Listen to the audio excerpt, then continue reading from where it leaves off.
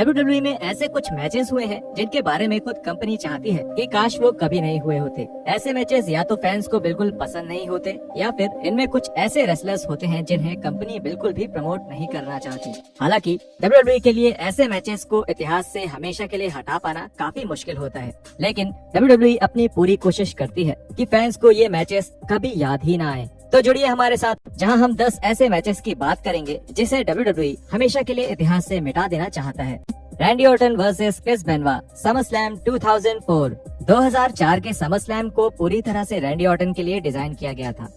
Orton Chris बेनवा को हराकर company के इतिहास में सबसे कम उम्र के वर्ल्ड चैंपियन बने और ये एक ऐसा पल था जिसे WWE आने वाले कई सालों तक दिखा सकता था और इससे पैसे कमा सकता था। लेकिन 2007 में बेनवा की हरकतों की वजह से WWE के लिए इस मैच के फुटेज दिखाना बहुत मुश्किल हो गया, क्योंकि WWE ने क्रिस बेनवा को ही अपनी कंपनी के इतिहास से हटाने के कारण WWE उस मैच की कुछ झलकियां ही देख पाती है। जब भी 2004 में ऑर्टन की वर्ल्ड टाइटल जीत की बात होती है, तब सिर्फ उन हिस्सों को दिखाया जाता है जिसमें ऑर्टन सेलिब्रेट करते नजर आते हैं और बेनवा को पूरी तरह से सीन से बाहर कर दिया जाता है। बेशक WWE को ये बहुत पसंद आता अगर ऑर्टन ने किसी और को वर्ल्ड टाइटल के लिए हराया होता, लेकिन इस मैच में बेनवा जैसे शख्स का होना इसे WWE के शानदार इतिहास का एक विवादित हिस्सा बना देता है। John Cena versus CM Punk, money in the bank 2011। 2014 में सीएम पंक के WWE को छोड़कर जाने के बाद WWE ने अपने इतिहास से सीएम पंक का नाम पूरी तरह से मिटा दिया। पिछले 9 सालों में पंक का नाम शायद ही WWE टीवी पर लिया गया है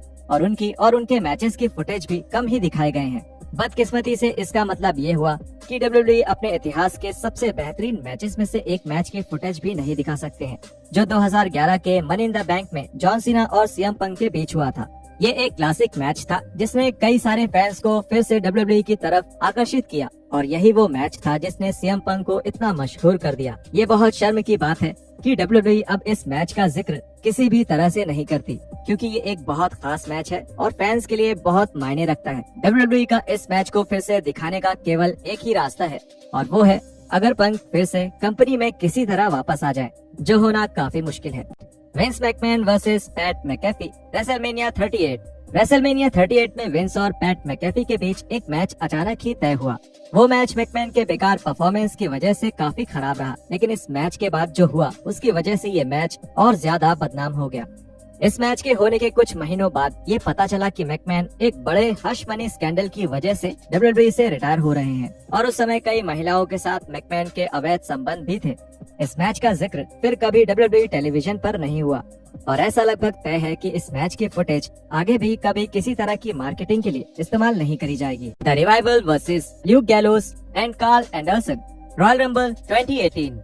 2018 के रॉयल रंबल इवेंट से पहले हुए किक ऑफ शो में एक साधारण सा टैग टीम मैच हुआ था। उस मैच में द रिवाइवल का सामना ल्यूक गैलोस और कार्ल एंडरसन से हुआ। हालांकि वो मैच ठीक ठाक था, लेकिन वो कोई क्लासिक मैच नहीं बन पाया।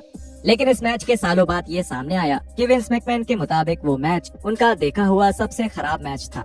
ये बात डेक्स हार्वुड AKA स्कॉट डॉसन ने अपने पॉडकास्ट के एक एपिसोड में बताई थी। उन्होंने कहा, हम पीछे की तरफ गए और वहाँ विंस हमारा इंतजार कर रहे थे, हम चारों का, और हमें लगा कि मैच शायद अच्छा हुआ है। वो लगभग 8 मिनट का मैच था। हम पीछे गए। उन्होंने कहा, मैंने अपनी जिंदगी में इससे बुरा मैच कभी नहीं देखा।